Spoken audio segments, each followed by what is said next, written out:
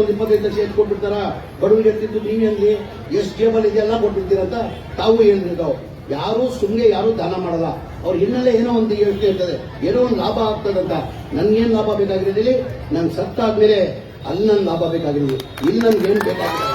ನೀವೆಲ್ಲ ಇರೋವರೆಗೂ ಹೋಗುವಾಗ ನಾವು ಏನು ಹೊತ್ಕೊಂಡು ಹೋಗಲ್ಲ ಮಗಳು. ನಾವೇನು ಹೊತ್ಕೊಂಡು ಹೋಗಲ್ಲ. ನಾವು ಸತ್ತರೆ 4 ಜನ ಕಣ್ಣಲ್ಲಿ ಹಾಕ್ಬೇಕು, ಅಯ್ಯೋ ಒಳ್ಳೆ ವ್ಯಕ್ತಿ ಇದ್ದಪ್ಪ, ಅವ್ನು ಸತ್ತೋಗ್ಬಿಡ್ತಾ, ಅವನೇ ಶ್ರೀಮಂತ. ಹಾಗಾಗಿ ನನ್ನೆಲ್ಲ ಗುಣ ಇರೋದು, ನಾನು ಮಾಡ್ತಾ ಇರೋದು ನನ್ನ ಲಾಭಕ್ಕೋಸ್ಕರ ಬಡವ್ರಿಗೆ ಒಳ್ಳೇದಾಗ್ಲಿ ಅಂತ ಇನ್ನೇನು ಮಾಡ್ತಾ ಇರೋದು. ನಾನು 25 ಲಕ್ಷ ಕೊಡೋದ್ ಕಾರಣ ಏನಂದ್ರೆ ಕೊಡ್ರೆ, ನಾನು ಇಷ್ಟೋ ನಾನು ಮಾಡ್ತಾ ಇರೋದು. ದೇವ್ರು ಏನ್ ಮಾಡ್ತಾರೆ, ಯಾರನ್ನ ಜನಗಳಿಗೆ ಕಷ್ಟ ಇದೆ ಏನ್ ಮಾಡ್ತೀರಾ, ಆ ದೇವ್ರು ಬೇಡ್ಕೊಂತೀರಾ. ಈ ಕಷ್ಟ ಇದೆ ನನಗೆ, ಈ ಕಷ್ಟ ಇದೆ ಪರಿಹಾರ ಮಾಡಿ ಅಂತ ನಾವು ದೇವ್ರ ಬೇಡ್ಕೊಂತೀವಿ. ನೇರವಾಗಿ ದೇವ್ರು ಬಂದು ಆ ಪರಿಹಾರ ಮಾಡಕ್ ಸಾಧ್ಯ ಆಗಲ್ಲ. ದೇವ್ರು ಏನ್ ಮಾಡ್ತಾರ, ಯಾರಿಗನ ಸೃಷ್ಟಿ ಮಾಡ್ತಾನೆ.